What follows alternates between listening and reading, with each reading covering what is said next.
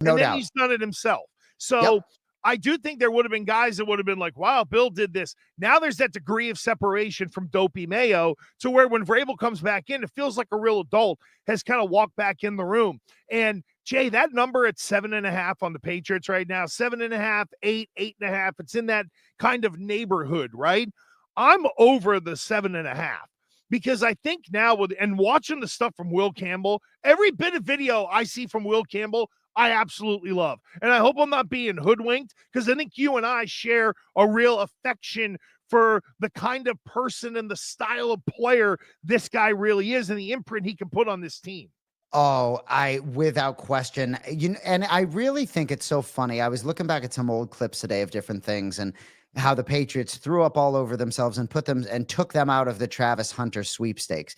But gosh, I hate to say it, but I feel as though in the same way that I think Ben Johnson would have been a good coach, I'm glad that they ended up with Mike Vrabel. And while I think Travis Hunter may be a world beater, I'm really glad they ended up with Will Campbell. I really am. I hate to be, everything happens for a reason, but gosh, I feel like they need the leadership of Will Campbell desperately to sort of be that coach in the locker room, even as a rook. I just think it's going to be a super exciting season for those of us that put the NFL on a pedestal. Well, and even just looking at the 2025 opponents right there, you're going to get the teams in the division, and the Jets are going to be lower than the rent on a burning building. We have no idea what the hell Miami's going to be. Like, is Miami going to be a 7-win team or an 11-win team?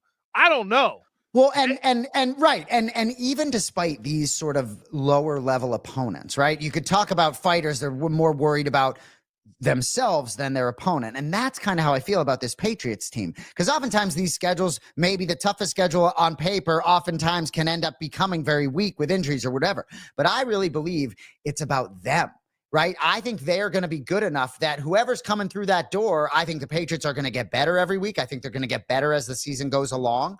So for me, it's more about them improving but I do think some of these other teams taking some steps back too. No, it's interesting that you say that because if the kid starts to play well early or the offense starts to come together early, I think the defense will be ahead of the offense clearly. Veterans over there, you know how to get those guys kind of up and going, and you got some special players.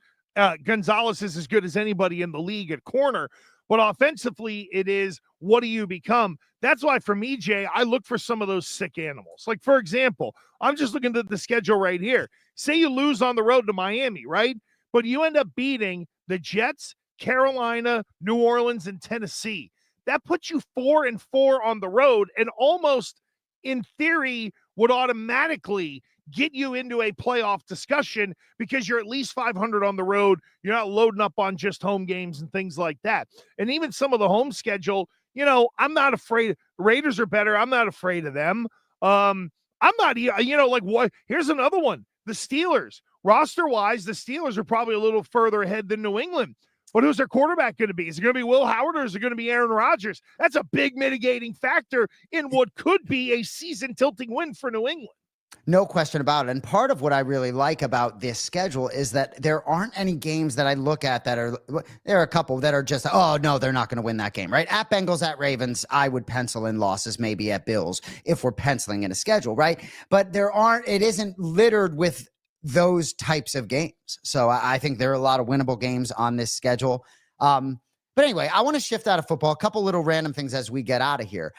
I know there are going to be a lot of different opinions on what happened in the NBA draft lottery last night. And for those of you that are Celtics fans or that are young Celtics fans, the Celtics were the worst team in the NBA. And back then they had a great chance to draft one Tim Duncan. They did not get that player. Things have, it affected the franchise, maybe even more than this Achilles tendon of Jason Tatum will. But last night, given everything that happened this season with Luka Doncic being traded to the Los Angeles Lakers, the Dallas Mavericks had a 1.8% chance to win this draft lottery. They win this draft lottery remarkably, right? Because they were bad enough with the Kyrie Irving injury to not sort of get in the postseason. So they were in this lottery. They get the number one pick. We could talk a lot about this. I would like to get your thoughts, but then I would like you to answer the question. If you're beginning a roster today and you can have one player, would you like Cooper Flagg or Luka Doncic? I would go Cooper Flagg. Younger, plays on each end of the floor. Well, and if that's your answer, holy shit. Go ahead. Well, no, to the point. Like Dallas, 1.8% chance. But Jay, here's the thing. This GM, he's not just, I don't think he's just going to go for Cooper Flag. Now you think of it. No, but seriously, if Giannis is out there and you can dangle the number 1 pick and Cooper Flag and some other stuff to maybe get Giannis, don't you have to entertain the thought if you're the Dallas Mavericks, and talk about a complete full circle?